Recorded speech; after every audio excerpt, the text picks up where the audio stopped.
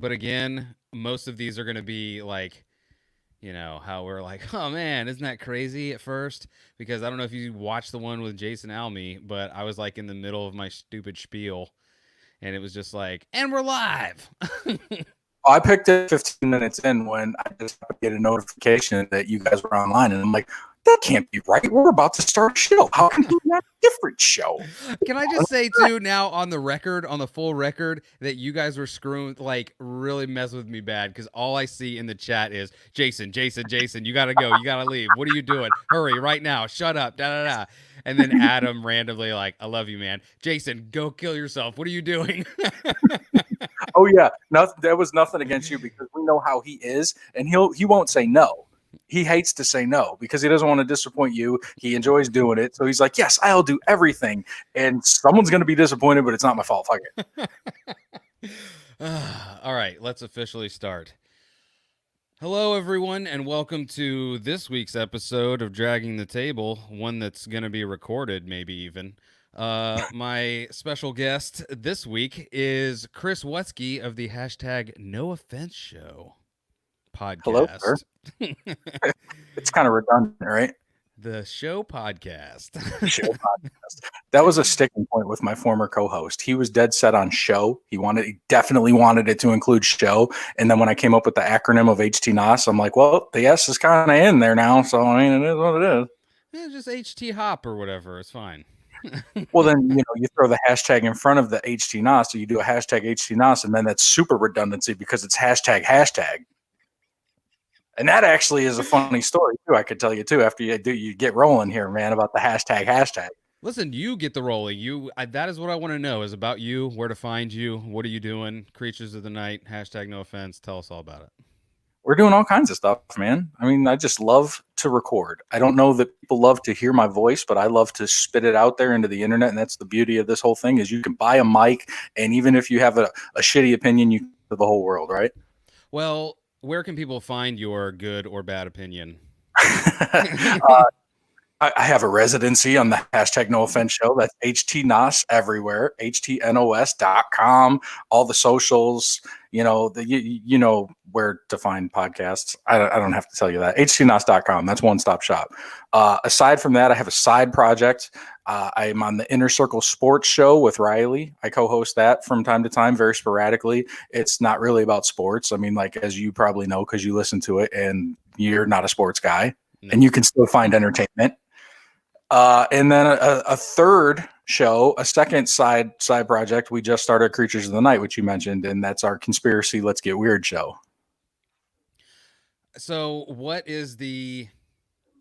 your favorite one? That's a low question, you son of a bitch. Yep.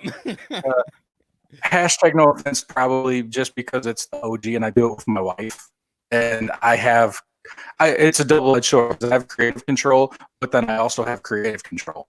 You know what I mean? Like, when it's great, you're to blame. But when it sucks, you're to blame. You know what I mean? I do. Even though your internet is, I know it's like blazing fast speeds, but you are a frozen mosaic right now. Is that the right way to say it? You're like it looks like a tapestry that is you right next to a beautiful neon hashtag no offense sign. I have to say, on my side, we both look shaking. We both look amazing. We're two handsome son of a bitches just on lockdown, waiting for our green light to go out of town and have a nice steak dinner in downtown Tampa with our wives. Maybe do some dancing. Does that sound appealing at all to you? Yes, but also like I am very susceptible. You know what's funny is when I listen to you guys on when you had like Juan on your show, hashtag no offense, and then when you guys do Creatures of the Night, I am like I hear you guys talking. I'm like, yeah, man, this is all fake. This is all ridiculous. There is no COVID-19. This is just a ploy. Or like, what is Adam said something that I was like, that's a great explanation. What was it that he said? Oh, he's like, this is the dry run. Did he say it for like there's an asteroid coming and this is just like to teach people to go inside? While that might not be the cause, I mean, that definitely might be what's happening. But I promised myself that I wouldn't do that to you on your show because I did it enough on my own show and I got brimstone and fire rain down upon my head, and that's fine. I'll take it at my house, but I'm not bringing that plague to yours, sir. No, we will talk all. This will be the all conspiracy episode because one thing that not a lot of people that if you don't know me personally, one thing you might not know about me is the one thing that I love and that will make me lean into something is telling me that you don't like me doing it. Oh wow, okay. So we can go full Anunnaki Jones, all of it. Hey, well, that's good because I'm going right into that at 9:30 tonight. So this is a nice little warm up. Then, what do you want to know, man? What do you want to do? First of all, I want to get the gremlins out of either my internet or yours because something is going crazy wrong on my side. In fact, I'm even going to turn off my Wi-Fi on my phone just in case it's me. Pulling down that extra bandwidth. Do you want to hear? Do you want to hear a very first world problems white suburban dad rant talking about Absolutely. internet and bandwidth and whatnot? So Absolutely. as you know, we just moved. We just moved into our new place, and we had Frontier, which is the local Verizon equivalent of our internet in Tampa. Mhm. And we've been a long time customer with them, years and years and years, because they have FiOS. And I do a lot of internet based things, and I always want the best. And I've been told fiber is the best, it's most reliable, whatever. So we call them, we tell them we're moving. You know, we need to have somebody come set up service at our new place. And they were like, well, as you know, we're in the middle of a pandemic and we're not sending texts out right now. And I'm like, all right, well, like that being said, we are moving and we have your service. So how would you like us to continue that? And they were like, yeah, I mean, that's a sensitive situation because like I mentioned, we are in the middle of a pandemic. And I'm like, yeah, no shit. All right. I can't turn on anything without hearing that. Okay. I know, I understand. What do you suggest? They were like, as you know. And I'm like, is this a recording? What? I'm like, I'm getting agitated because they were like script reading 101. Okay. So like, we were like, all right. And I'm like, I got Dutch right there. Dutch is actually the one that's talking because like, I don't talk to people and I don't have to talk to people. So she's going through this and she's got it on speakerphone and I'm like over her shoulder and I'm like, put the bluff in. Tell them we're going to Spectrum. Tell them we're going to Spectrum. Put the bluff in. And she's like, well, then I guess we're just going to have to switch. And they were like, okay, we'll get that cancellation going for you. And I'm like, damn, they called the bluff. Holy shit. So now we have the moral of the story is now we have Spectrum because we called them and they were like, yes, we'll come out. When are you moving? And I'm like, all right, fucking about time. But in order to get that ultra blazing speed internet that you had already talked about, they made us take cable. So now we have cable again. But here's the thing. They understand what it's like nowadays. So it's not an actual cable box with equipment and everything like before. You just get an app. So like, really? Yeah, you get a Spectrum app and there's no even login or anything. It just senses that it's on like their internet and it's like, oh, okay, here's your information. And it pops you right on. So it's very like minimally invasive and it's actually just as much as we were spending for Hulu Live. So we were like, all right, fuck it. We'll keep it. So yeah, exactly. So all of this to say that now you have to be in part of your own new 5G conspiracy. I was never completely in on that one. See, and that's the thing. Let me just say that everything that I talk about, I find entertaining, but I don't know anything, dude. Like I'm the guy that's there just because I'm like, yes, Team Alien. Like I don't know anything. I don't research things. I definitely don't read. Do you think I read? Everything I've learned, I know from podcasts. You know, like and those are other people in my similar level. You know, that's level twos learning from level twos. You know what I mean? Maybe you're a level 3. I don't know. We're all pretty comparable. But at least with podcasts now, when you say I heard it on a podcast, there isn't an extra part of the conversation where you go, a podcast is like the radio, but you download it and they could say the F word. It's crazy. Don't even trip. And then you say where you heard it and they're like, wait, the Fear Factor guy? He has a podcast? I do love it when those guys fight each other in the steel cage. Yeah. Well, even him. I mean, he's become very mainstream now. I mean, like he's like the Joe Rogan podcast gets as many, if not more, views and downloads as any major show. You know, talk show wise or whatever. He's nighttime TV. He probably blows them away. I would imagine he dwarfs them at this point. Like I've heard people say, like, oh yeah, instead of like where I used to turn on Leno or whatever at night to go to bed, I'll just turn Rogan on the big screen and then go to sleep to that. You know, I've been a fan of Rogan. I've been a fan of Rogan since like episode 63 or something like that. Like I found him super, super, super early. He was the first podcast I ever like became a fan of, and like the main one that I've listened to this entire time. I've never watched an episode. I've It's only been only listened. Yeah, I've watched the clips, but I've never watched a whole like if something is crazy and like what was it? He was just talking to Tom Green and Jamie, young Jamie said something and it sounded like like Joe was not happy with it and I was like, "All I right, love it what's the when time code? Let me go and see and make sure." dude, I love it when that happens because it happens a little bit. You, It's got to happen. you, you could tell in his voice, and Jamie seems like he's lost his fucks over the course of time too. Because at first he used to be like, "Oh shit, I don't want to stop this gravy train," but now he's like, "Oh, whatever, dude." But dude, that okay. Speaking of dream scenarios, I don't know that we really were, but I am now. What I always wanted was I want the producer podcast. Like I want a podcast hosted at least one episode by like young Jamie, whatever fight Chin from Fighter and the Kid, Yeah, Halston from Bert's podcast, and Lee from Church of What's Happening, whatever, Joey Diaz's podcast. Like yeah, I want them to do a show, at least I say one, but like 5 episodes. I would love to hear that.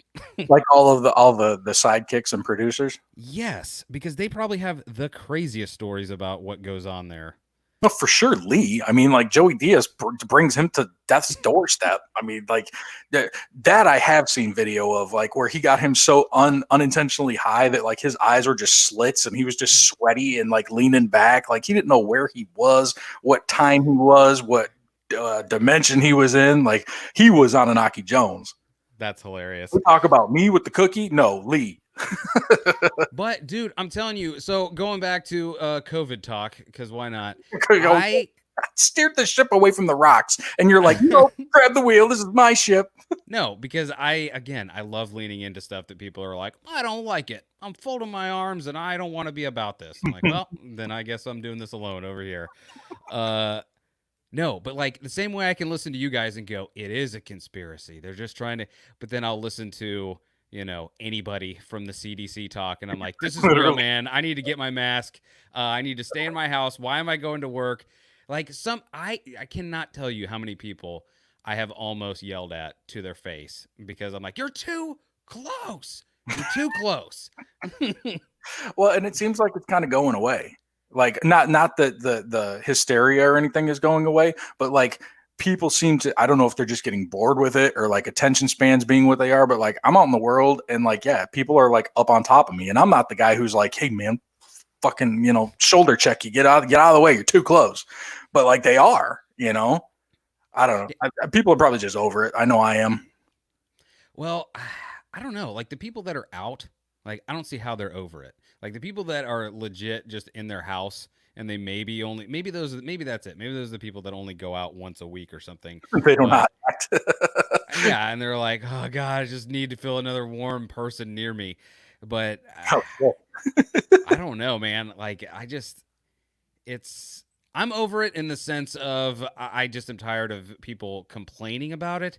Like Mhm. I want us to just be all in on it until it's over, or just let's just all die or whatever. Like it's enough.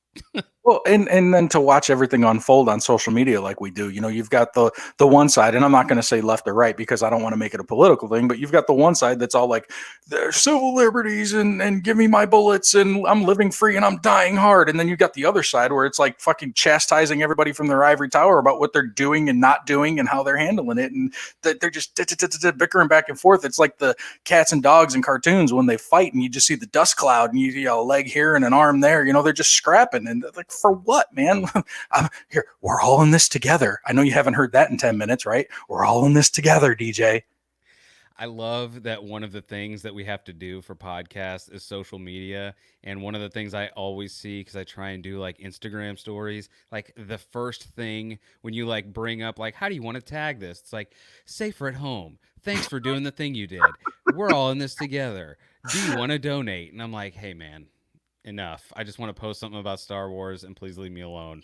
Can I tell people about my internet radio program for the fifth time today, please? Can I do that? I gotta tell you, I don't know because how long has hashtag no offense been going now? You're coming up on 3 years, right? Well, it'll be 3 years in July. Yeah. Jesus Christ, it's April. No, it's May when we're recording this. you, Jesus. you were so excited all week, dude, and then you missed it. It's May 1st. By the way, yeah. What? I was so excited by that, I forgot what I was gonna say. Justin Timberlake is a sexy young man. Is that He what you're going is, dude. That guy looked like an alien back in the day, if anybody did. to say? He's the guy that Will Ferrell was talking about in Step Brothers. He's the curly headed fuck.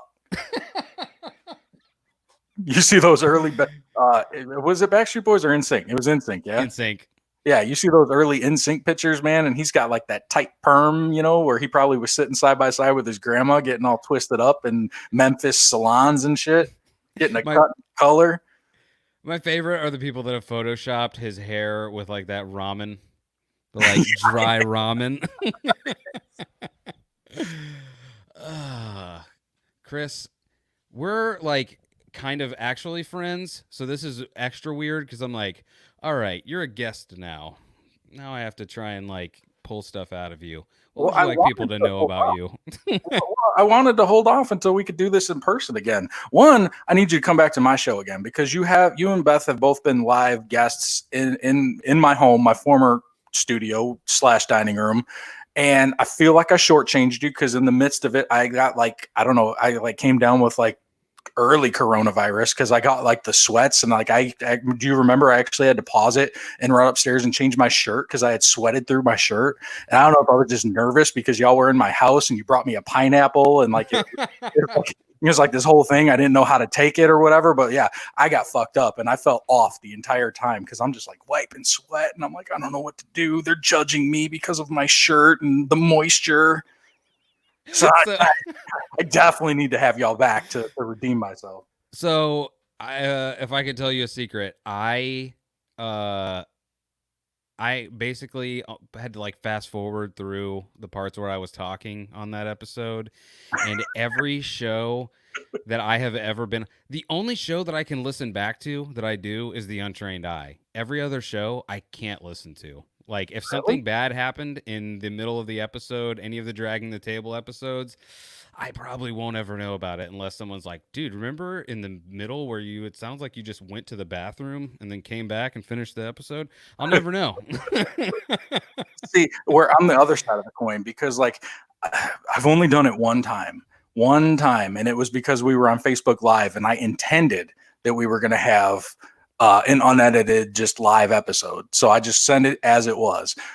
Typically, well, we've switched from Friday to Saturday now. Typically, it used to be record Friday night. I would edit it on Saturday, like sit there and listen to the entire thing and cut out all the pauses and add in the little sound effects and all the stupid ums and anything that I might have said and my kid busting in or, whatever I need to take out and then put out the finished product on Sunday. Like I have to. Yeah, that is, I guess, the good thing about no kids. Because I feel like if that one wrinkle was taken out, you'd be fine. You could do a one-take show. If there wasn't for kids busting in and be like, hey, I'm thirsty. It's time for ice cubes. Okay, so last week we're first episode in the new studio. Okay, and there's a lock on the door, so we shut the door and we're like, hey, we're going to record. Okay, so like if you need anything, tell me now. And shut the door, lock it. 20 minutes in, he just pushes the door open. Like the lock did nothing. I don't know if it didn't connect or what, but he just pushes it open, comes in, talks to us, whatever. Hey, don't come back in again. Okay, don't come in the door. We're recording. So like we're almost done. We're at like an hour and 15, and I have sliding glass doors right here to my right where the pool area is, and he's outside the glass with his nose against the glass, holding Dutch's phone, pointing at it because he wants her to download an app. And she's like, well, I mean, we did tell him not to come in again, so he's out there. I mean, he's just letting us know. Like, come on, man, give me a goddamn hour. Like that. I'm sorry. I'm so sorry for your loss. But I mean, at least you're still in the new spot now. Yeah. Like, For anyone not watching this, you're missing out. All none of you that are not watching it. Mhm. Uh, like it looks really cool in there.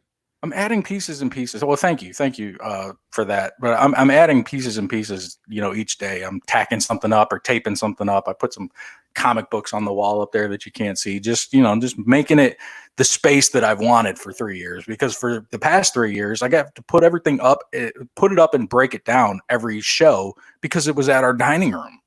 Like that's the same place that we're gonna eat pancakes tomorrow, and I got microphones sitting up. And sometimes when the shows go long or whatever, I'm like, fuck it, I'll get it in the morning. And then we come walking downstairs with the kids, and there's beer cans on the table and caps and half drank glasses and microphones, and they're like, what the fuck went on here last night?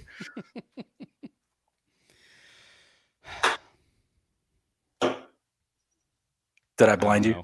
I'm just. Did I blind you? I'm sorry, I was just switching cans. I was just switching one out for a new one. That's all. God dang it! What is happening here? Sorry. I don't know. Everything is anyway. Everything awesome.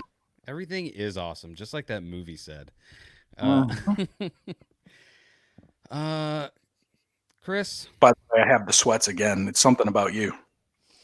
Well, Making me it's this cool hat that I'm wearing that again nobody can see because they're not watching. Uh, yeah, I don't know. It's I don't know what I was trying to. I don't know. I'm keep sorry, derailing. I'm sorry. It's my fault. dude. Have You know what it thoughts. is? I'm gonna say it because you were talking about how you were like, I don't know, man. I was sweating. I was going crazy when you guys showed up. It's something about you, I think, that makes me nervous because immediately, like when we got to your house, you were like, "See, man, it's not so bad," and you shook my hand, and I was like, "I think this is what they say right before you get murdered, man. What is about to happen now? Oh my god!" Like I Well, couldn't. it was the first time we had met too. I mean, like that was literally. I mean, we had messaged back and forth, and we, internet community podcast, associates or whatever. But like that was literally the first time we met face to face. But I mean, it's just weird for me. I'm inviting you into my home, dude. That my kids sleep 20 feet from where we're recording. Yeah, it's crazy because it. I think that was the time, or that was the thing that we did that made this kind of like a lot more real because it was like, we're just kind of shooting this out into nowhere. And like people say that they listen or know what we're doing, but that's impossible because it's just pixels on a screen. And then all next thing you know, we open a door and then hashtag no offense is there. Hello. I live here. And, yeah. God dang it. You That's are. what the thing was with. That's the thing. What? Wait. What was that? No, sorry. I don't know what is happening, but you are like almost gone on this side. Really? Yes. Damn. That's unfortunate. Or fortunate, depending on your perspective. I mean, from my perspective, it's terrible because you look like some kind of interpreted? No, what's the word I'm looking for? Abstract. Yes, abstract is exactly right. You look like abstract art right now. Go to onit.com/18 for 10% off your alpha brain. You can pull abstract out of thin air just like I did. How crazy is it that came through perfectly clear? Because on brand, baby. On brand. I'm sitting here with palm trees and pineapples, man. On brand. I got a new rug in the studio today, too. I wish you could see it. Pineapples. Or not pineapples, palm trees.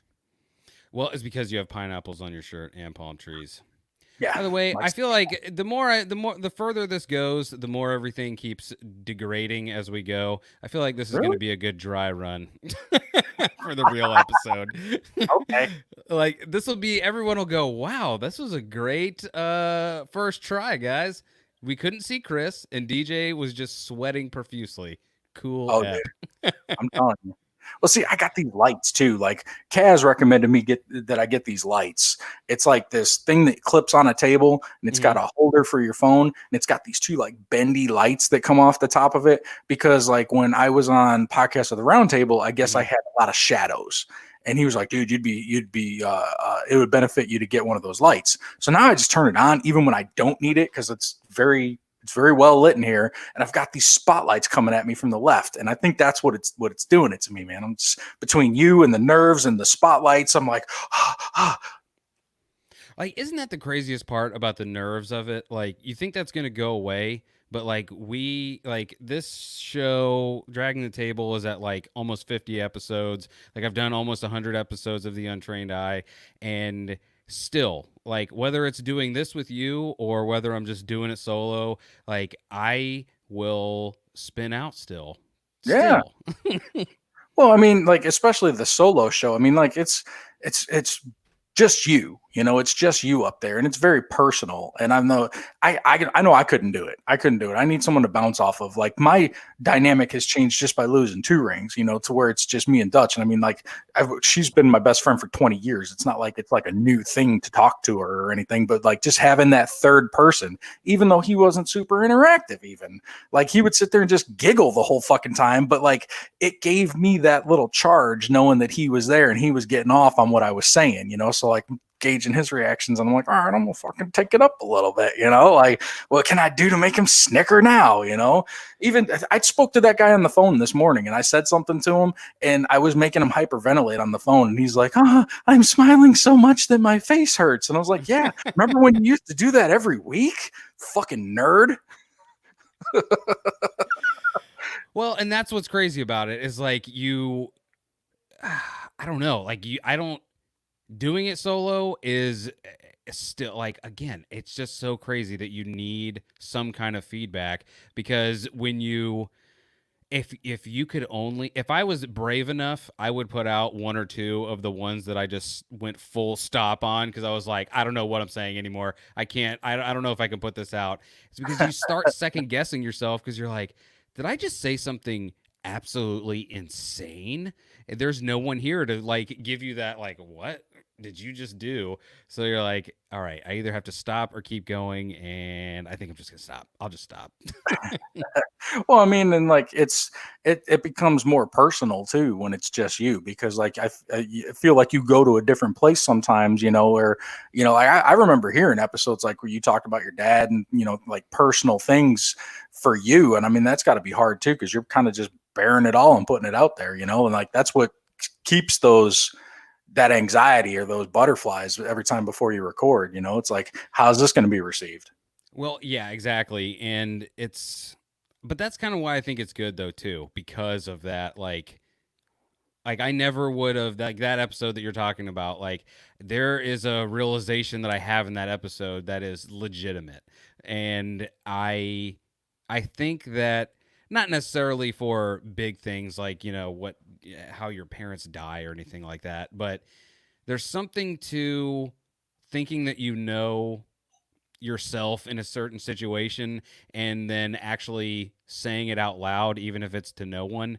Like, Yeah. something about saying it is like, I don't know. Like, do you ever not know how to do something and you're like, all right, now if I put the screwdriver in this, oh, okay, yeah, okay, all I got to do is do this. You know what I mean? There's something to saying the words out loud, I think. Oh, dude, that's so funny you said that, because I have like a thing planned for our episode tomorrow about like saying that, because like, bringing it back around to like Creatures of the Night and how we get weird or whatever. Like I've progressively gone like off the deep end, like, as like I've progressively become more woo woo and like subscribe to a lot of Which I weird. love, by the way. Well, that makes one. But I've been like looking into a lot of like just like I don't even want to say it because it sounds Please. so stupid. Like different energies and things like that, and like the power of saying things, like speaking something into existence, and like positive visualization and things like that. And there is something to that, like I was joking with somebody, I think it was my mom even last week. She said something to me and I was like, don't even speak that into the universe. And I'm like, did I just fucking say that? Like, I can't believe I just said that. But I mean, I don't know, like they've been saying that forever, dude. And I mean, like, I mean, I'm going to take a leap and say, like, you're a nerd just like I am, dude. Like, you've played your share of role-playing games. Like when you're a fucking wizard, dude, you got to speak the fucking spell, like that's a thing, right? Yeah. There's something to it, and that's actually the premise for like a little segment that I'm going to do tomorrow about swearing in front of your kids. because I've been doing that a little bit more loosey goosey lately. Well, there's something to that. Like there is like, like you've been with your wife for a long time now, so you'll have things like you both will notice something and it's either going like maybe it's something that's like going really well, and then one of you will finally be like, "Hey, it looks like that's working out like really well." You're like, "I didn't want to say it. I I'm not, didn't want to say it just in case." So I think there's something to like speaking things into existence, whether it's just that crazy of like I said it and it happened, or I said it and at least put that idea in motion. Who knows if it's going to come back a sure. year down the line or whatever. Yeah, sure. I mean, and I think there is a distinct difference between just thinking, like positive thoughts, thoughts and prayers, P's and T's or whatever the thing is, and actually verbally saying it, like, instead of, like thinking about, oh man, that's so sad, like actually saying, that's so sad, like I hope something happens for those people. And then it might. And then you're like, yes, I'm that guy. I'm the Grand Wizard. Wait, I'm not the Grand Wizard. So strike that from the record. I am not the Isolate that. but you know what I mean. And it's weird to even like go down that line of thinking, but I have, like I'm and that's even weird because like we mentioned it I mentioned it last week on our show. Duncan Trussell still kind of bugs me with his like woo woo, hey man, I'm a hippy dippy woo, like I'm a Buddhist man, and like it's all about like this man, like that shit still kind of bugs me. But then I'm like subscribing to it, it's I don't know, like that's why I said don't. I'm flawed too. Don't do what I do. No, do what you do, because I say do what Chris does, because what you do is you are interested in something and you don't just go, yeah, that could be something, but I already believe this. You're like, man, let's see where this goes. You know what I mean? Like you could very easily have been like, Adam, Jason, you're idiots. Congratulations on your show. I hope it fails, because it will, because conspiracies aren't real. I'm Chris. See you later. You know what I mean? Like I don't know. One of the things that I like about any podcast, any person or any podcast or anything that'll keep me listening is people that are like very interested in something, Mhm. because that is something that I lack. Like I feel like I'm not interested in like any one thing as much as anybody. Like that's why it's crazy that you guys do sports. Like when Riley is like shooting off at the mouth like a mile a minute, like knowing every basketball player from the 95 whoever. I'm like, how? Here's the thing though, like it's so I agree that it's so weird that we do that, but like maybe 3-4 years ago it wouldn't have been, because I was more into the know of that stuff. But it really, ever since we started the podcast, I've kind of left a lot of things aside, because here's the thing too, it drives me nuts when people are like, oh, I don't have time to watch movies, I don't have time to play video games, da, da, da. No, you have the time. You just make conscious choices of what you're going to spend your time doing. And I have made a very deliberate choice that I'm going to put everything that I have to put into this podcast, and if that means scrolling Facebook looking for stuff to talk about, or talking to people online, or doing social media, or any of the stupid little tedious shit that nobody really realizes comes along with this microphone, that's what I'm doing. So if that cuts into my sports knowledge time, or my Xbox time, or whatever the case may be, I mean, like that sucks. I mean, those are just casualties to what we're doing. And I'm trying to be more well-rounded and get back into that stuff, but it's just there's not a lot of time once you decide what you want to use it for. Yeah, exactly. Like I was just saying that not too long ago. It's like I have plenty of time to do stuff. I just am like, well, I would rather be doing XYZ. So I say there's no time, but that's only because I wait till, the last hour of the day to be like, well, I only had this hour. But like you said, okay, so you have the same problem that I have, which is, scrolling for content, always scrolling for that sweet, sweet content. And God forbid somebody puts their show out before you and is like, did you hear about this? And you're like, damn it. We have Or so much. how about the inverse? You scoop the almighty Joe Rogan. You get them first, because I released my show on Sunday and I heard about it on your show on Wednesday. Damn it. I said it first, but the 30 fucking million people that download your show think that you're the one. I did. I fucking did it. And the 200 that downloaded my show don't fucking know that, man. So how do you keep yourself not sane with that, but sane with just like, because I have noticed a change in myself, and really it got exposed with all of this COVID nonsense, but like just not as, how do I say it? I don't know. Like I became the thing that I thought I never would be, which is the guy that scrolls Twitter and then gets angry on Twitter about stuff sometimes.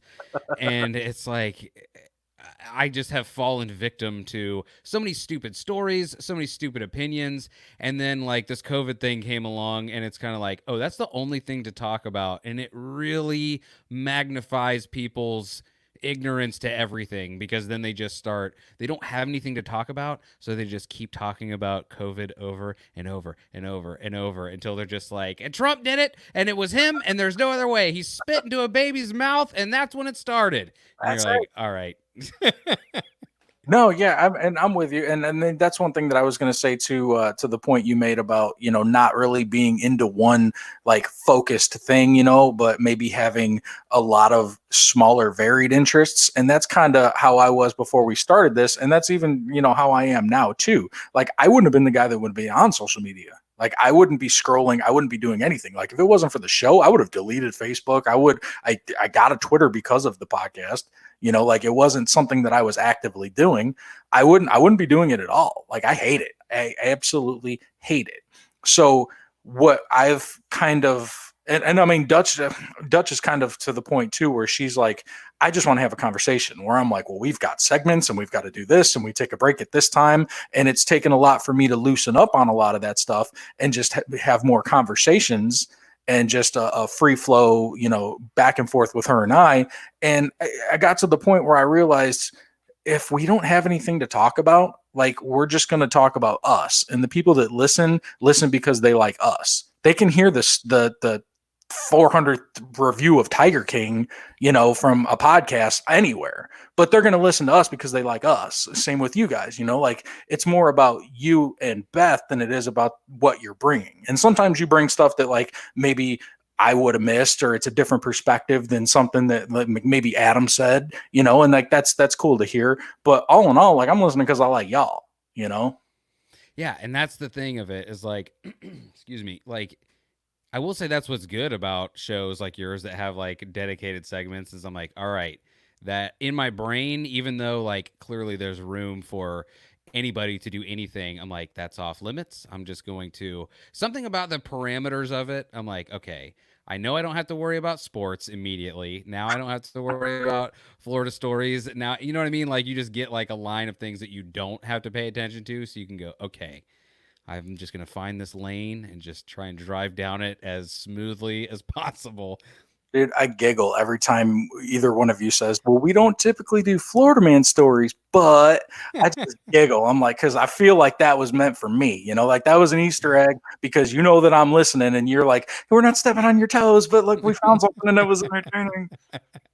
Well, because it does kind of feel like that. Because like you, like again, it's not like you don't have the copyright on Florida man stories or anything, and it doesn't feel like that. But it's like, like we have, our shows have enough crossover that it's like the odds of you and I finding two different stories about Florida that are two different stories that we both are like, oh, this is good enough for the show, seems crazy. Like it seems more like we would just talk about the same things. Sure. Like, did you hear about the guy that drove his scooter into a Walmart and knocked over a VHS thing? Like, yeah, I heard about it on hashtag no offense.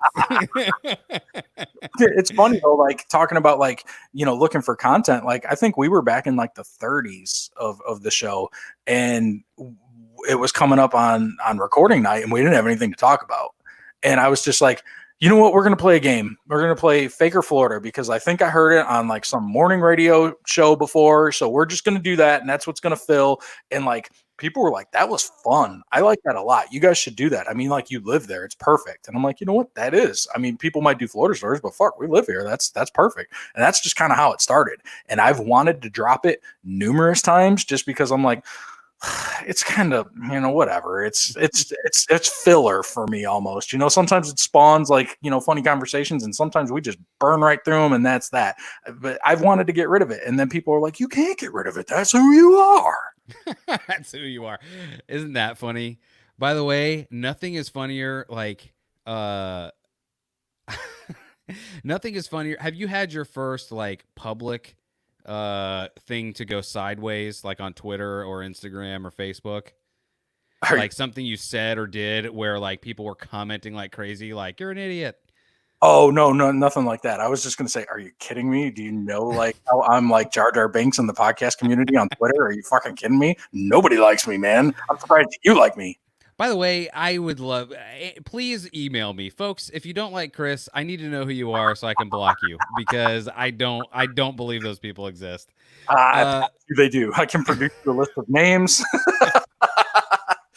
But you know what? I've gotten better about it, man. It used to bother me. I used to like really get agitated by it because like hooking up with Adam and those guys, like we're all fairly like minded in the regard to, like if you do better, that's gonna be a reflection of me because we're associated. So you do better, I do better, and we'll both do better together. Adam used to say it all the time: rising tide raises all ships. There's room for all of us. We can all do better together, and that's what like Inner Circle was built on. So I just foolishly assume that that's going to be the vibe from like the random podcast that we come across in the community, and it's so not. And then when I get burned by that, I'm like, I feel like personally attacked now, and I'm like, you learn over time that it's like it's not personal. It's just there's a competitive vibe out there that people like for whatever reason it's that gross shit. Like if you're doing better, I hate what you have. Like when we first got sponsors, it was like, oh my god, they're not even that good. Like we're not even that good, but fucking why are you mad at me? Like go get like one for yourself. that's the thing is like I hear when I don't know. I don't know what it is because I don't feel like I was raised this way, but like when I hear people do like you guys having sponsors, people getting on networks, people doing well, like I'm always like, "Ah, yes. We can do it." Like now that somebody has done it, like it seems like if one person can do it, that can open the floodgates for everybody else to be like, "All right, we can all come in too." So like when you get a sponsor like on it or hemp bombs or whatever, like I don't go, "Oh, dude." I'm like, "Yes, it's possible." Well, like I mean, like I've helped, other people too. And I mean, not that I have like clout or anything, but like like, say when Jody took over NSFW, like he came to me and was like, hey, like what's up with Adam and Eve? Cause we used to have Adam and Eve as a sponsor and then we didn't. And I'm like, yeah, I can hook you up with who it is, like I can give you the name and whatever and let them know you're going to be coming. And then, one thing leads to another. And all of the shows that Jody was hooked up with at the time had Adam and Eve sponsorships. And I felt good about that, even though half of the shows he was hooked up with don't fucking like me. You know what I mean? Like, I don't care. It's not about that. Like I respect you. I'm trying to help you out. I don't give a fuck. Yeah, Hopefully, well, hopefully it works. yeah, we all like that's what's crazy is that we all understand even if you don't like someone or whatever, like we all can understand the struggle. Like, you know what I mean? Like you help them out because you're like, okay, whatever, you don't like me, but I know how sweet it feels to get that like first check or whatever. We haven't got ours, so I don't know what it feels like. But It was funny when all of that was going down. Jody called me, and I remember like clear as day. I was sitting on the back porch of our old place, and I was on the phone with Jody, and he was like, "It's kind of like Game of Thrones when the two generals of the opposing armies will meet in the woods to like discuss a fucking thing or whatever. None of the troops need to know because they need to continue to hate each other. Like that though that needs we need to keep up appearances, but like you and I have a mutual respect, and we're gonna meet. We're gonna take a sidebar here, and we're gonna meet, and we're gonna talk this shit out like men." And I like when he said that to me, I'm like, it's exactly what's going on here. That's exactly what's going on here because then I'm going to go back in the house and I'm going to call Adam and I'm going to be like, and fuck them all, but obviously that's not, how I feel with Jody, like Jody and I are still to this day, should we run this show 2 weeks ago? Like, I mean, like I respect the hell out of Jody.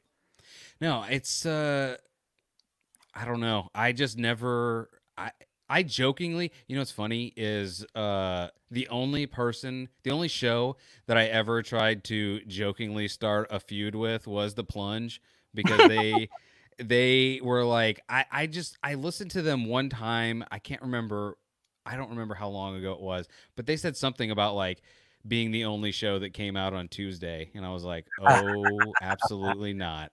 And I was like, I'm going to just like in their face be like, we're the only show that comes out on Tuesday, The Untrained Eye. Until finally, like, we were doing something live was happening. Maybe it was Podcast of the Roundtable or something. And Riley's like, hey, man, we're on Tuesday too, man. Oh, Riley loves you, man. Riley, make no mistake, Riley loves you, dude. Dude, he's great. I mean, I couldn't when he asked me to be on. Was it you or him? No, I'm sorry. I'm so sorry. I almost gave Riley a false compliment. I have to give Adam. I have to give Adam a compliment for being like, "Hey, come on the sports show. We're all going to be there," and then totally ditched completely for I that remember, basketball thing. yeah, I remember that. But yeah, Riley's always been super nice to me, and it's funny because I'm like, are you serious or are you 22? I don't know. Well, he's 24 now. Is he really? Yeah, yeah. Riley, I would have given you 22 all day. But back in the day, like in the early stages of the podcast, like when I first started reaching out to other people and I like first met Joe B. Joe B was like one of the first people that I became like actually like friends with, where like I would call on the phone and text with and stuff. And it was 4th of July, like 2 years ago. And like, I said something about like Pabst beer or something and like being American or whatever. And then he came back at me on Twitter and then I went back at him and then he called me and he's like, let's keep this going, dude. Let's make people Ah, hate each other. And like, I tried my hardest and I'm like, I can't do it, dude. I like you, man. Like I can't pretend like that. I like you, dude. oh my God. So when there was going to be a roast of Randall Fowler, I guess that has been indefinitely suspended or whatever. But yeah, I don't know. But They I forced me to do Jason Almes. I did not want to do that. They forced it not only to do it, but to host it. Dude, that was I just re-listened to that recently. That was it's so anyway. If you whatever. It's a Um period piece at this point, dude. It's like a very accurate time capsule of that moment in time in this podcast community. It's weird. I listened to it on the plane up to New Jersey in February, and it was the same thing, dude. It was like, oh my god, this is so bizarre. This is like it feels like alternate reality almost, man. dude, okay, this is like the most inside anyone who doesn't know Inner Circle and all that, you're not going to understand any of this. But like when I found out about all of you guys like a year or so ago, whatever it was, I think that was like right as everybody was busting Jason up for not releasing the roast yet. And then as soon as he did, and I didn't know who Jason was, I didn't know who anybody was. Like it was just you at the beginning that I knew that I knew. And then that roast came out, and I was like, there were parts of it that I was like, this is pretty funny. Like for none of these people really being comedians, like this isn't too bad. But I'm telling you, listening to it within the past 6 months puts a whole nother color on that thing because I feel like I understand more of what has happened and then what was happening before. And I'm like, oh my God. Oh yeah, bro. I mean, like there was all, and that's what's so weird about this too, because for as many positive people as you meet, like there's so much like high school bullshit that comes along with this too. Which I mean, any group when it gets to a certain size is you're gonna get a little bit of that. But I Yeah. mean, like, leading up to that roast, I mean, like fuck, dude, like it was Randall and PJ from the Bickerbots had a little thing going where like they were exchanging like videos almost like 90s pro wrestlers cutting promos on each other and shit. You know, like there was a lot of stuff going on behind the scenes that then we all like pulled it together to do this show, and it kind of bled through a little bit, you know, like we were already starting to talk about leaving PJ's network, you know, but like he was still there and he didn't know, and it was kind of weird, you know, like it was, I don't know, it felt like we were seeing like another girl behind the girlfriend's back almost, and then we were all hanging out together, you know. Well, a roast is kind of what I don't know, kind of started us talking, I feel like, because the roast of Randall Fowler was up and coming, and there was like I think Randy had said or somebody had said like, hey, does any if anybody else wants to do be a part of this roast, you can. So me being new, I was like, all right. I was like, maybe I'll do it, but I'll Just do it in tell you didn't. secret. And I will like, I'll have roast jokes about everybody. And you were doing something, and I like tried to just like, I just was in that roast joke mode and made fun of you and said you look like drowned Ryan Reynolds. And what was it? Because Adam had been making fun of you in the chat, and I was like, I'm gonna get in on this, and I'm gonna make fun of Chris too. And I did, and it was crickets from Adam, and then you saw it and were like, that was really mean. And I was like, no. I get you like that probably on a semi-weekly basis, dude. Or I say something to you and you're like, wait, were you really upset? Like, I'm sorry, dude. And I'm like, I'm fucking with you, man. Because I am the person that people come to. I had someone come to me after high school, or actually, I'm sorry, it was at the end of high school, and be like, now that I've finally gotten to know you, this was our senior year, you're not a bad guy. Like, all through high school, I thought you were a real asshole. And I was What like, did you do? cool. What did you do in high Yeah, school? that's a great question. That is a great question. I was me, and people thought I was the worst. So when I'm me sometimes, and people are like, hey, man, I'm like, oh, God, I'm doing it again. It's happening again. No, So, yeah. not even. I mean, it's funny enough, like that's even like how our show got named. Because like me and Two Rings and the old Adam, that was actually the first host of our show.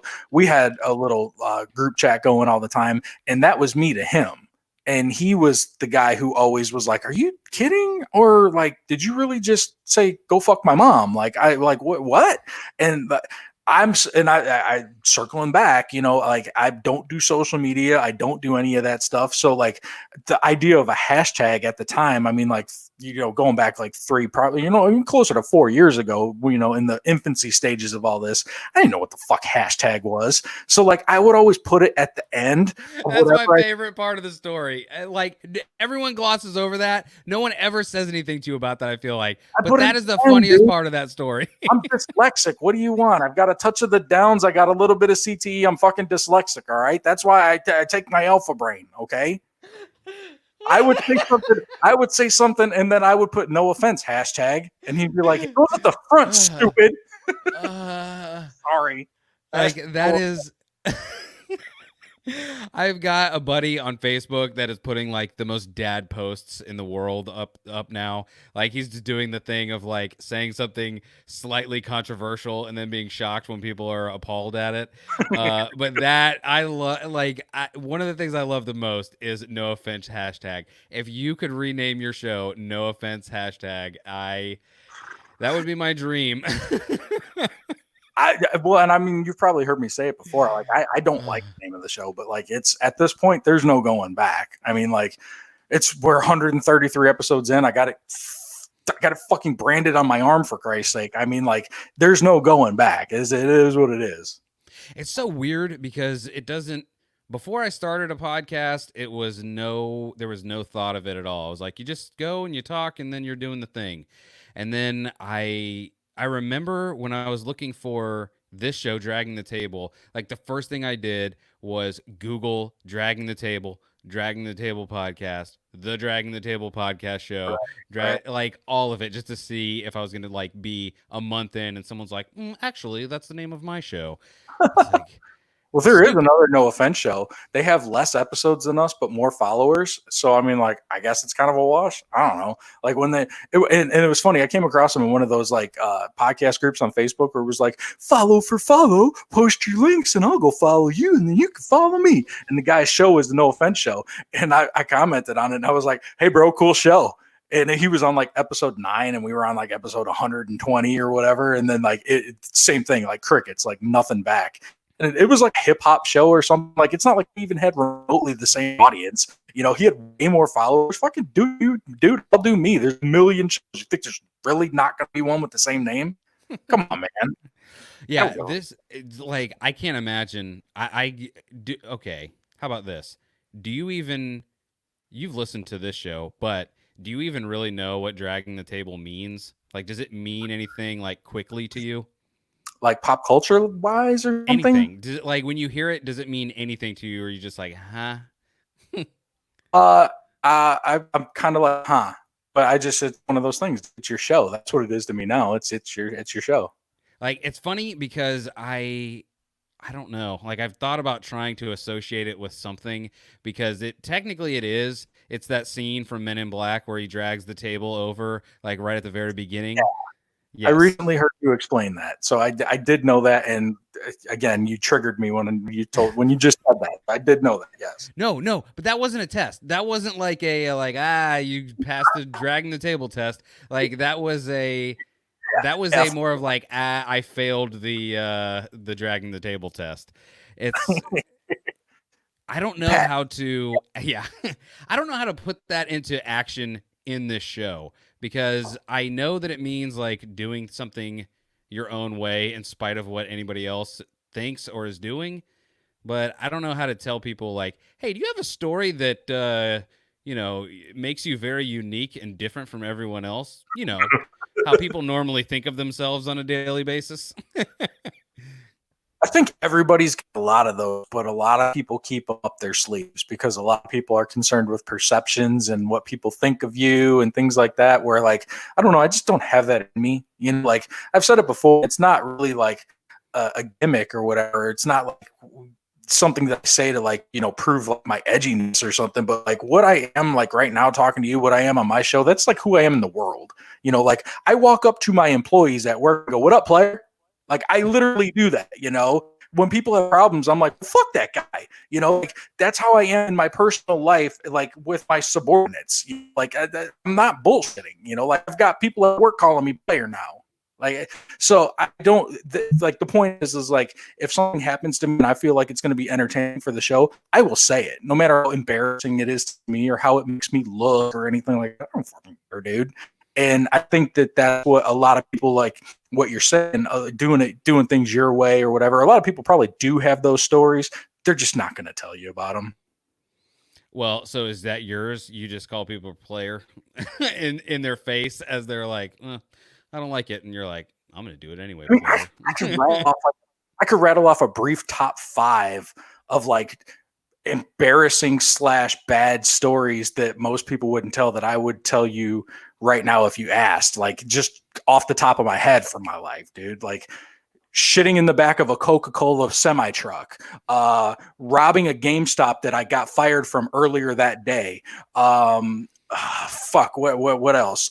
Breaking into my friend's house to steal a 5-gallon pressure bong. I mean, fucking you get more, you said 5. You get the picture, dude. I used to have a guy that slept on my couch like in Half Bake when I was 20 and I first started dating Dutch. I had a guy that lived on my couch and we used to go out and we in our neighborhood and I had a pickup truck and he would get in the back and on garbage day he would pick up all the oversized stuff and throw it out of the back of my truck. Like we used to terrorize our town. Like we did a lot of dumb shit. That's what I'm saying. Like.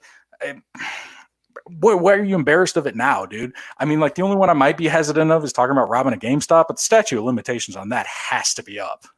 Yeah, don't look into it. Just tell the whole story. For the first 5 years after, I used to apply every Christmas for holiday help as a ha-ha.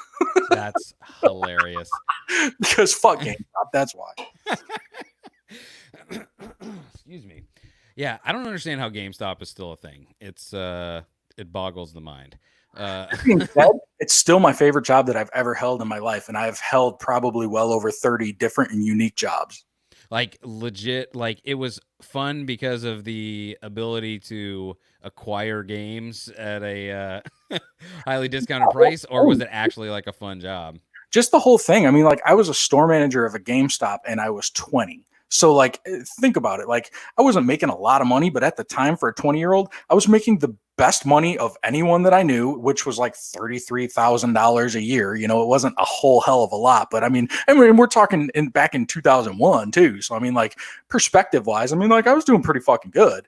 And I hired a whole staff of hot girls because I'm like, okay, I'm going to play to these nerds. They're going to come in and they're going to be talking about Zelda and shit. And I'm going to have fucking titties pushed up like this on the counter talking about trade-ins. Do you want to reserve your copy of Final Fantasy X? Hell yeah, I do. Can I get your number? No. And then go on to the next one. Like I had a whole staff of hot little girls. I mean, just shit, Dutch worked for me.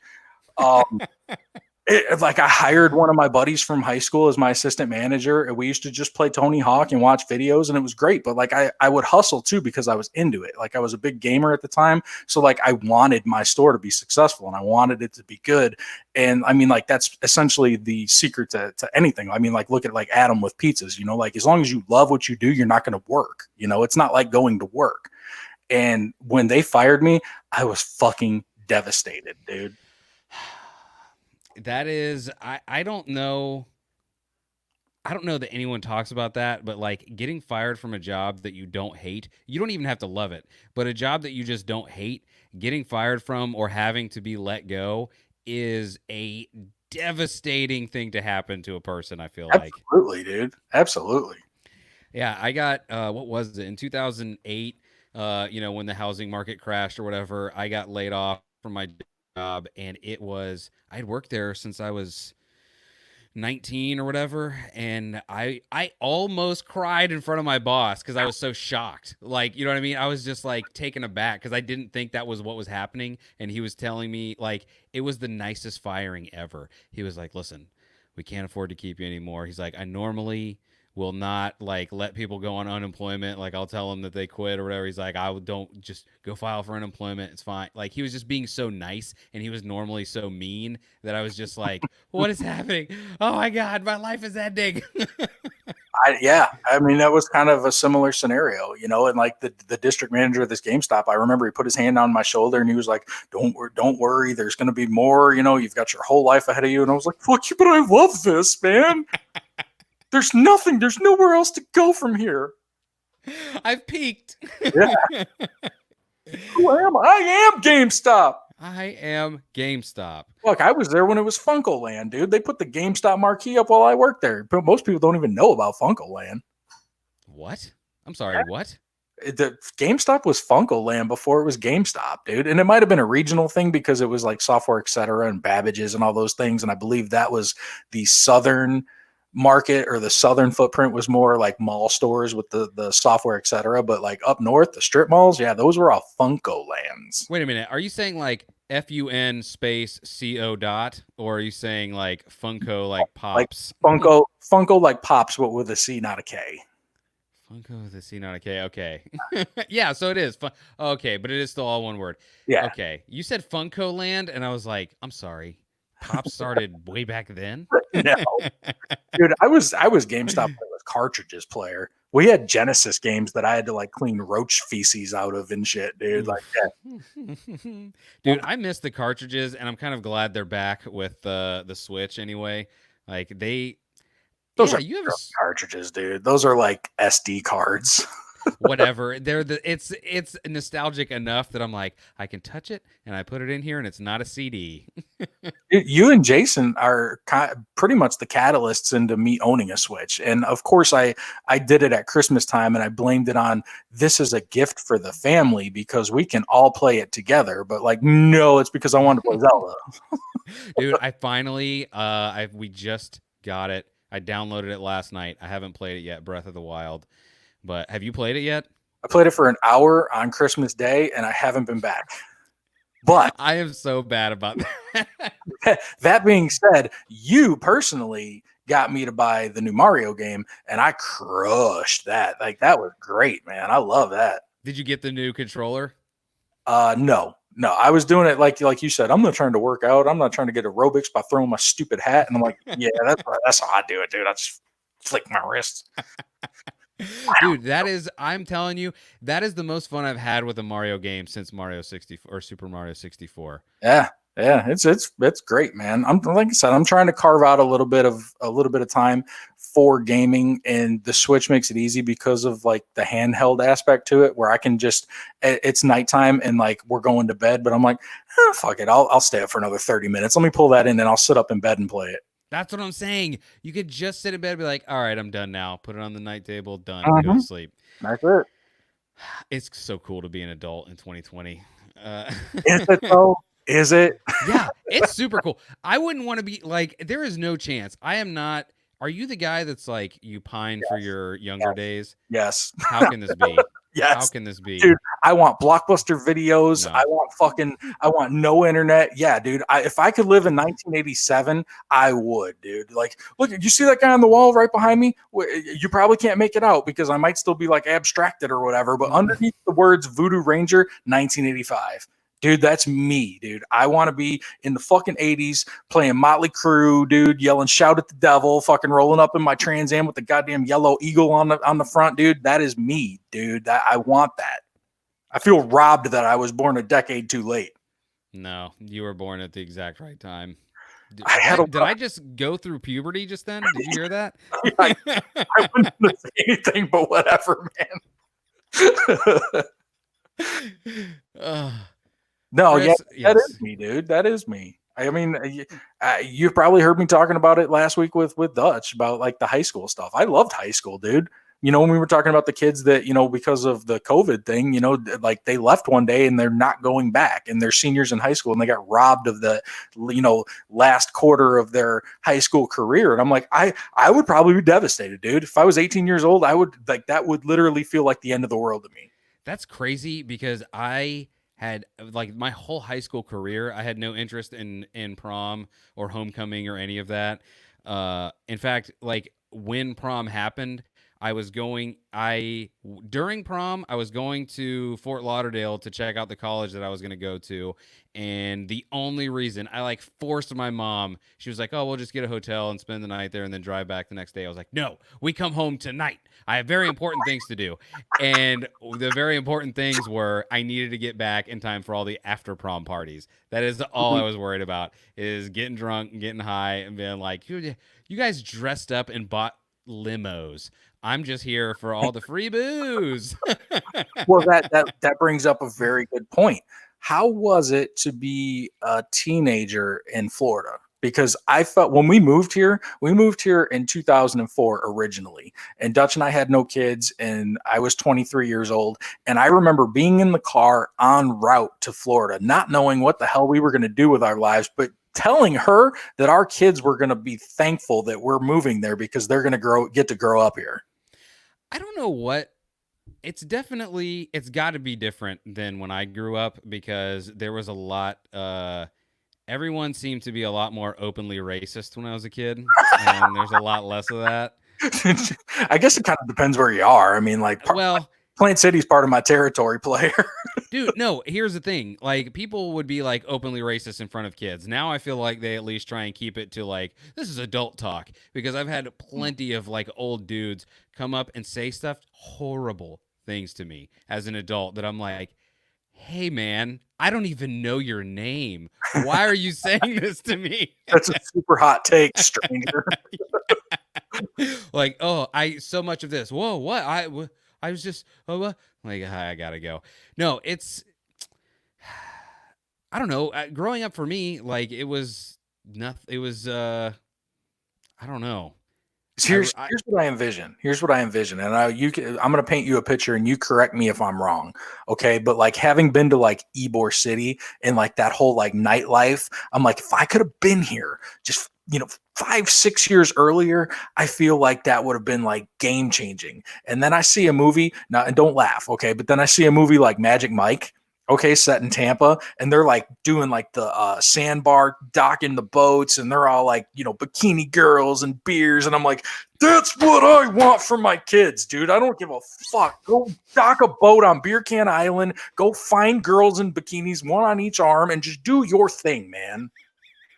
No, like, it's funny because when I was 18 and went to clubs or whatever, like, I went to clubs for like maybe 6 months after I turned 18 and was like, this is not for me. Because it was just fighting to stand. Like, that's all Mm. it felt like. Just be like, oh my God. And I remember one time it was the saddest thing I ever saw. It was one of my old coaches was from high school, was a bouncer there. And he just looked so sad. And I saw him and I was like, oh, my life's just beginning. And look at you. What, what place was it? Huh? What place was it? Yeah, that's a great question, Chris. It's probably long closed by now. Well, yeah. Good Lord. You know what's funny? I don't remember any of the clubs. I remember Club XS, but I don't even remember actually going there. Mm. But I remember swearing off clubs. And then my wife's younger middle sister turned 21 and was like, I want to go to a club and drink. And we're just like, look, it's stupid. Ybor clubs are dumb. You're not going to like it. I want to go.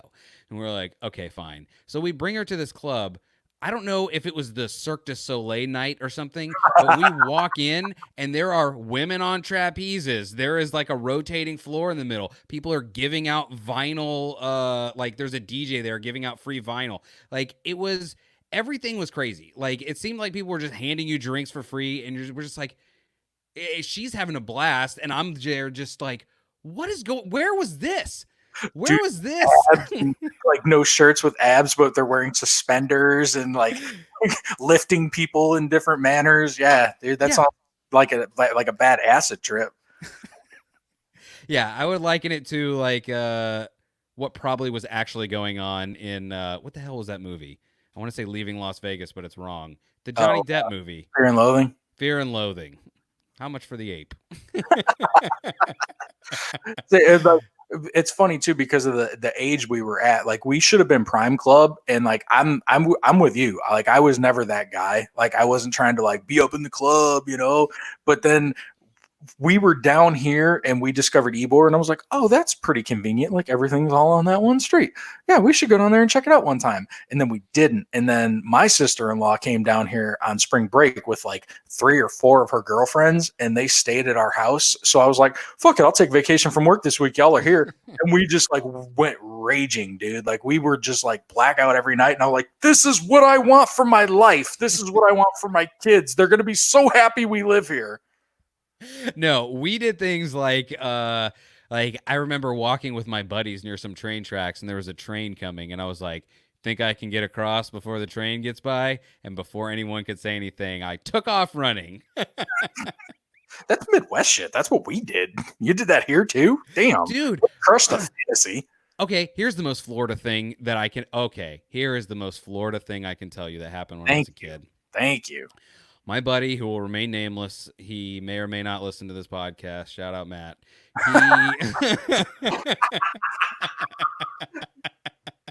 Yeah, shout out, Matt. He had a Nile monitor. Do you know what a Nile monitor is? Some sort of reptile. Yeah, it's some sort of reptile that when it's like what I would call a baby at like 3 feet long, it's stronger than 3 teenage boys because you used to have to comparison. How do you know the strength of 3 teenage boys? Because when we tried to clip this thing's nails, it took 3 of us to hold this thing down, and it was still like So you guys were the teenage boys. Oh, okay. Mind and gutter. Yes. Oh, God. See there? You see what I did there? That's the old razzle dazzle, DJ. Hit him with the old razzle dazzle. So, whatever. Watching that thing eat was alarming because it would tear things to shreds. But one day, Niles, the Nile monitor, was gone. We're like, hey, man, where'd Niles go? And he's like, how did that thing stand? Okay. I don't know, but Matt used to always say that it did it, and we never saw it until one day we went outside where its cage was, and it was standing on its hind legs. Shut up. Just like 7 man, feet tall. Yeah, just if it was 7 feet tall, I probably wouldn't be here today because what my friend allegedly did was go, I don't want this anymore. I'm just going to open the cage and let it go. He did that. He was that guy. We talk about that guy in quotes all the time. He was that guy. So now there's an indigenous population of these things in fucking southern Florida probably, right? I'm not going to lie to you. There have been, after that happened, because I'm sure that monitor is dead by now, but after that happened, like for the next 5 years, there would be like dogs that disappeared. And I'm like, I'm telling you, dude, that is Niles. Wow, dude. That's so tough. That's what everybody says when everybody, like, oh, you live in Florida. They expect just like, well, there's alligators walking down the street and it's just wild. And y'all are living with dinosaurs and 20-foot snakes. And I'm like, yeah, I don't see none of that, man. I don't see none of that ever. Well, I'm always in people's backyards, so I definitely see snakes all the time. Like I had a literal fish hawk drop a snake right in front of me. Shut up. But yeah, I don't know if the snake had bit it or something, but it was I was walking into somebody's backyard and I just thunk right in front of me, and the snake goodbye, and there's a bird flying away. Like, damn it. Yeah, I don't do that, man. I don't do snakes. No, snakes are terrifying, and if you like snakes, you're a bad person. You're probably Satan. Pretty much. You probably let them go in the Everglades, and now we have live anaconda with no J-Lo and Ice Cube here to get us through the whole thing. So is it everything you hoped for, Chris? What, inviting myself to your show? Did we recover? Listen, I call it the Adam Simmons method of podcasting. Look, dude, I told you. I mean, and we did say this, or I did say this, and I'm going to go back on it a little bit. Like, this was true. This was something that I said, that like I wasn't just fucking with you. You and I had a conversation, and you were kicking around the idea of possibly doing guests, and I believe that I told you to do it. And in the back of my mind, I was like, he's probably gonna ask me first, because we had the conversation about it and everything. Like, I mean, and I'm his fucking neighbor, and I think we were balls deep in the GTA thing at the time. So like, I was talking to you multiple times a week anyway. He's gonna ask me first, and then fucking goddamn Adam Simmons is on there, and I'm like, you know what? I'm not completely mad, because game recognizes game. I know Adam is the shit. Adam's going to talk his ass off. It's going to take the edge off of DJ. He's not going to have to do a whole lot of heavy lifting with Adam. So good one for your first episode, whatever. And then lo and behold, Jason fucking Almy. And I'm like, God. And I went, damn. So while I vamp for Chris, I'll let you all know that Chris was so mad that he flung his camera off of his podcasting table. I'm still learning my new surroundings. No, I ain't gonna fix that. Fuck it, dude.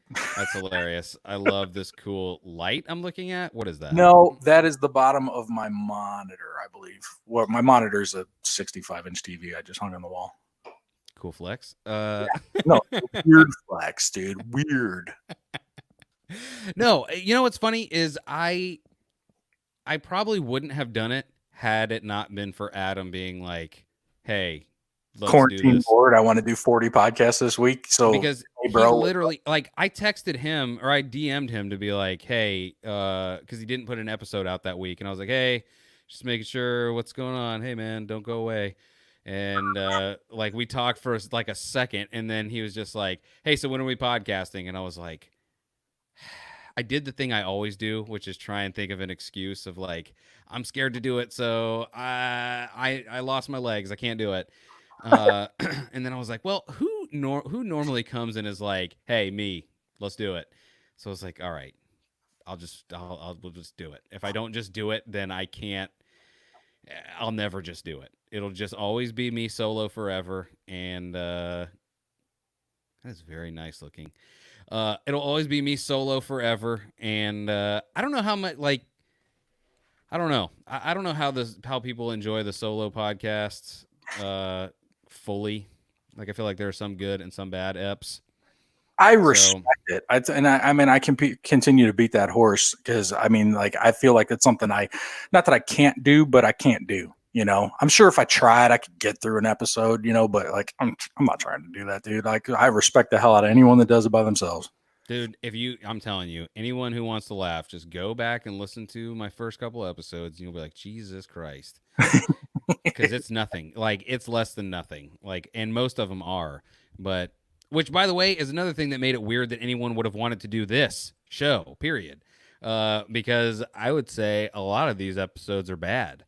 And so it's not about the show per se. It's about you, dude. Like, the best thing about podcasting is I get to fucking sit and shoot the shit with my friends, and I have conversations like this right now. Is probably a conversation that you and I could have had on the phone, but we're just doing it in front of an audience, and hopefully somebody else goes, you know what, those Florida kids are all right. I do like both of them, and they just had a great back and forth, and that's just something that it's going to entertain me on my commute or my non-existent commute to work right now.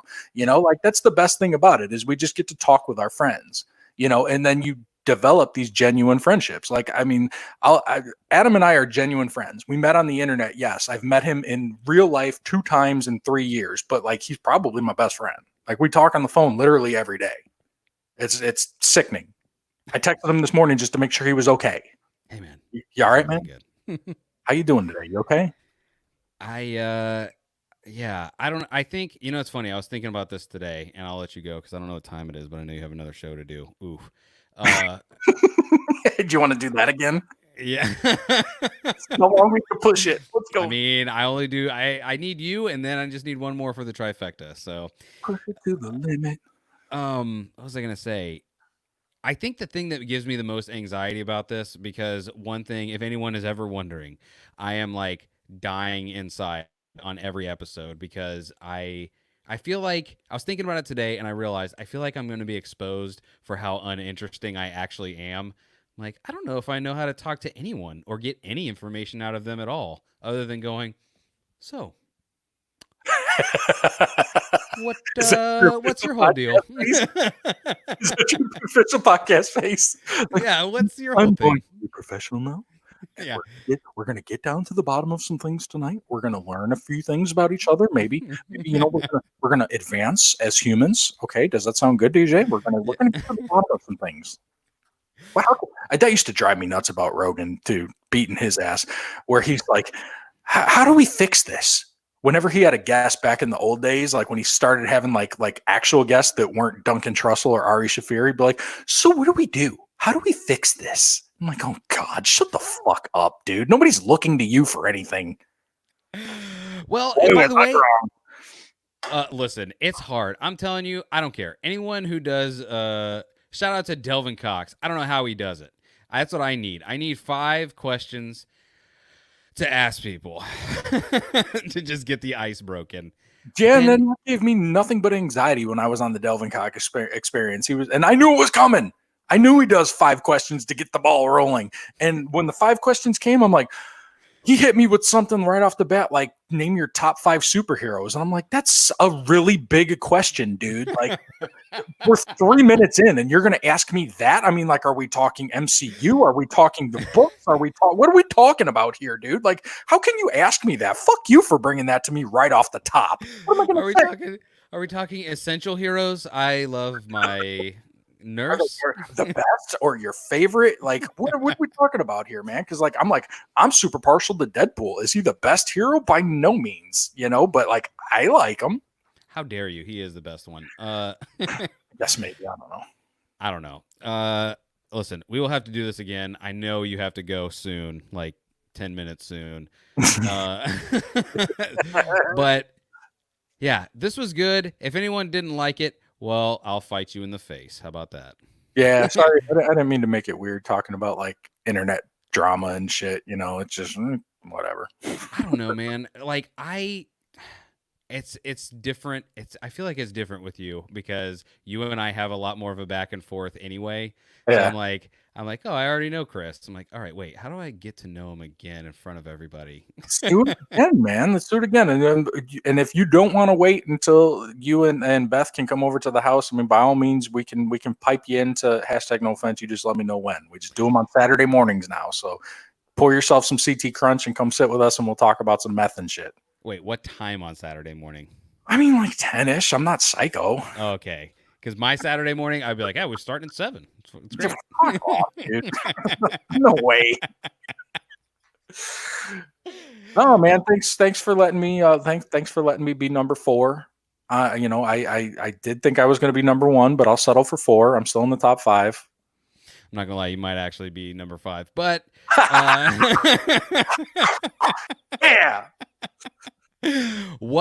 Tell everyone where to find you. HTNOS.com on the #NoOffense show. All the major players. HTNOS on all the social media. Give us a follow. Come like me. Do it. Even if it's virtually. Go like them. The birds are mechanical. Everybody.